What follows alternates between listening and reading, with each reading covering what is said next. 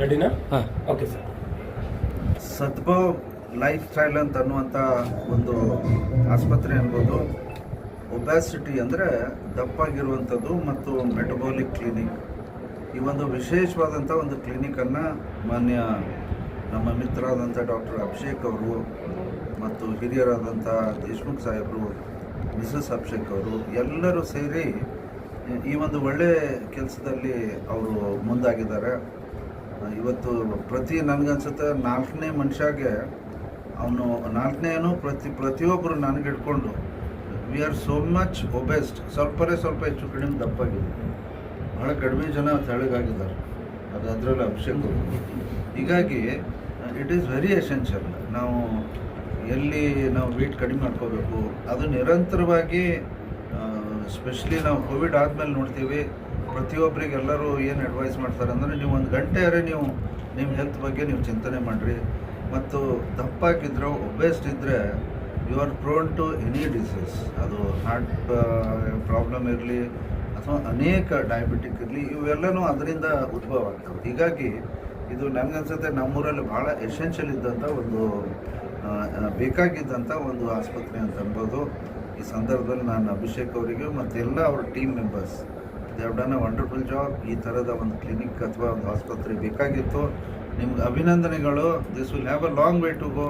ಭಾಳ ದೊಡ್ಡದಾದಂಥ ಭವಿಷ್ಯ ಈ ಥರದ ಹಾಸ್ಪಿಟಲ್ ಇದೆ. ನಿಮ್ಗೆ ಶುಭವಾಗಲಿ ಅಂತ ಹೇಳಿ ನಾನು ಸಾರ್ವಜನಿಕರಿಗೆ ಮೆಸೇಜ್ ಹೇಳಕ್ಕೆ ಸರ್, ಖಂಡಿತ ಇದ್ರ ಉಪಯೋಗ ತಗೊಳ್ರಿ. ಈಗ ನಾವು ಇಷ್ಟೆಲ್ಲ ಡಾಕ್ಟರ್ಸ್ ಮಧ್ಯದಲ್ಲಿದ್ದರೂ ಕೂಡ ನಮಗೆ ಎಕ್ಸಾಕ್ಟ್ಲಿ ಇದು ಗೊತ್ತಿಲ್ಲ.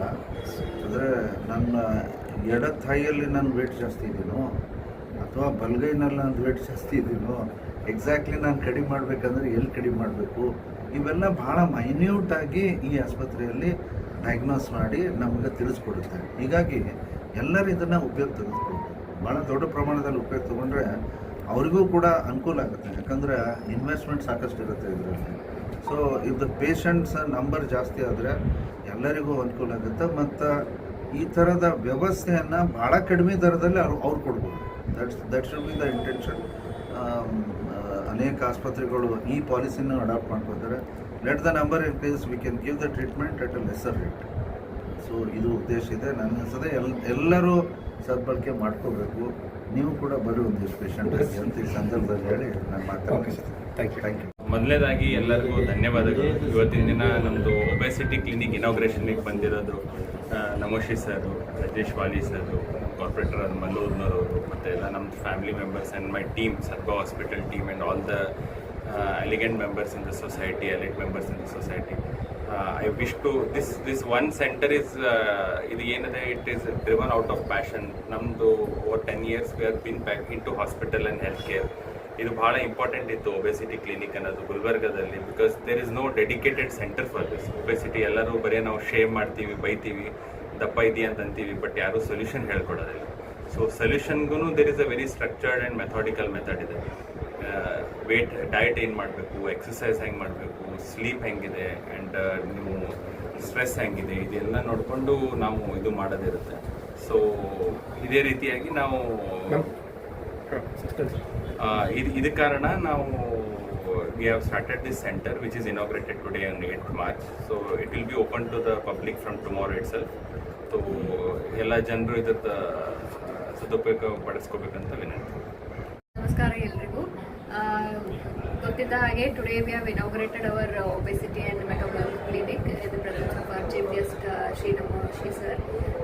The only intention and aim of this clinic is that we want to create an awareness in the society to improve health and give importance to health.